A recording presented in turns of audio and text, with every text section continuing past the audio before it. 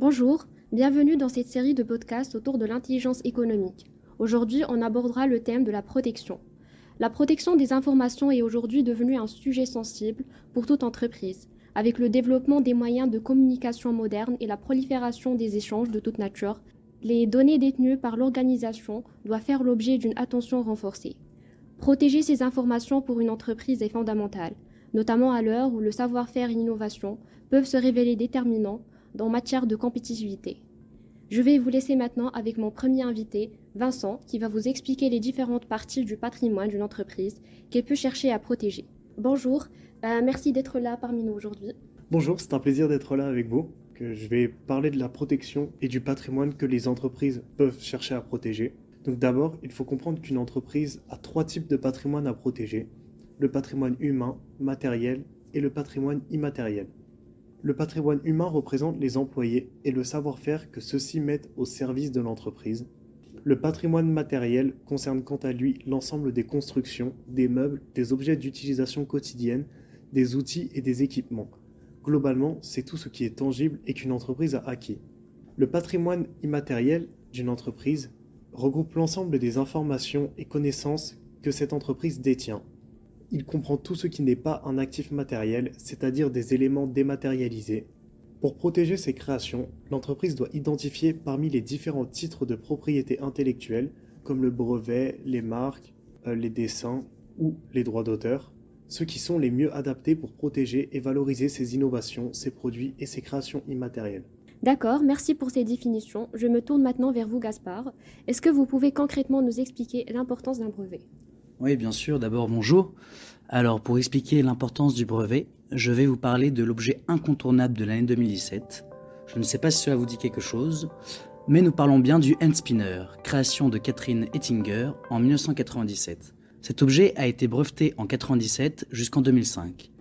Brevet non renouvelé, faute de pouvoir payer sa redevance annuelle de $400. Cependant, en 2017, les ventes de handspinner explosent, tel un effet de mode que nous connaissons tous. Les recettes liées à cet objet sont exorbitantes et rapportent des millions aux entreprises.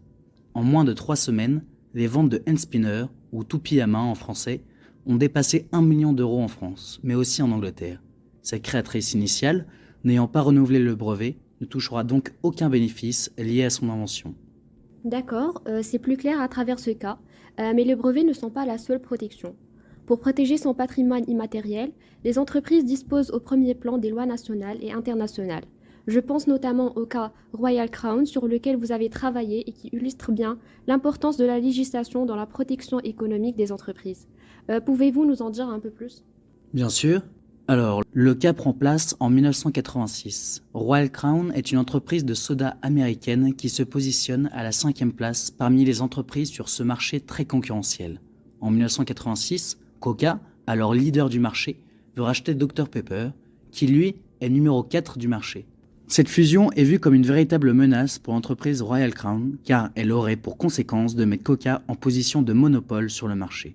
C'est alors que Royal Crown attire l'attention du public grâce à la presse pour gagner l'opinion des consommateurs et invoque la législation antitrust.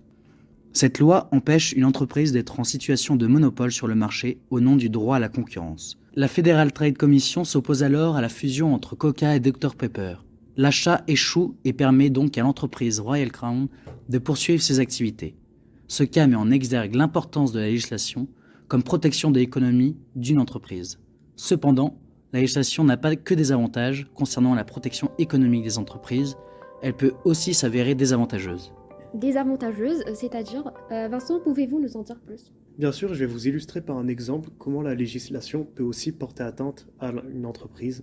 Donc, à la différence de ce qui se fait dans beaucoup d'autres pays, les entreprises françaises ont l'obligation de publier auprès des tribunaux de commerce leur bilan et leurs comptes de résultats. C'est une aubaine pour la concurrence, notamment étrangère, car les bilans et les comptes de résultats donnent énormément d'informations sur la situation économique d'une entreprise. Je me permets juste de préciser quelque chose, c'est pourquoi le nombre de chefs d'entreprise font le choix de ne pas publier ces bilans, quitte à payer une amende.